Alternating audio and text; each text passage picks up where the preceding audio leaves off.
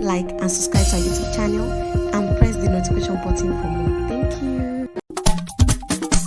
Ayọ̀ Ọlámilékan ọmọ oyè níyì. Òkú ọdún o, òkú àṣeyẹ. Àpáta dé kankéré tí kò lóhùn àgbẹ̀mìfẹ́wúrẹ́ lóní kíákíá ẹja máa kó lórí rí ẹ̀dá ènìyàn.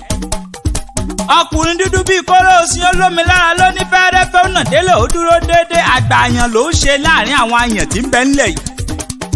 Ọmọ oyè níyì òkú ọdún òkú yèdùn àṣèyí àṣàmọ́dún ṣẹ̀mí. Àyàndẹ̀yìn ló rán mi wá o, àyàndòyìn olóríire ọmọ ló ní kí n máa kí ọ kí n délé bàbá tó bí ọlọ́mọ.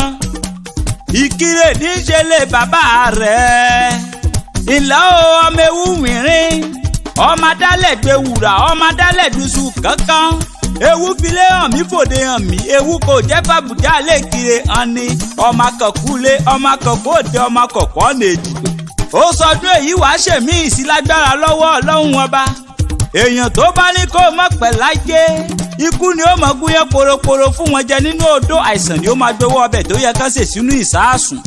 Àríyáyá ń tiyá àríyáyọ̀ ní tiyọ̀, iná ní sàyà náà onílé àlejò wọn máa fọyàyà ṣe ti yẹni lágbára lọ́wọ́ bàbá òkè. Akí ọkú ọdún akí ọkú yèdùn o, wàá ṣọ̀pọ̀lọpọ̀ ọdún láyé nínú owó nínú ọlá nínú iyì nínú ẹ̀yẹ lágbára lọ́wọ́ Ọlọ́run ọba. Happy birthday to you na, and we all wish you long life and prosperity. Bóyin bá ṣe tán agbéra ó dinú kókó ògì bá fẹ̀rẹ̀ bọ̀jọ̀ bá ṣe tán agbéra ó dinú sàrẹ̀ tó kọ́lé sí àpáta ewì. Mo ṣe tán mò ń rebi tá a forí mi sọlẹ̀ sí níbi ojúmọ́ ti mọ́dé gbogbo ilẹ̀ kílẹ̀.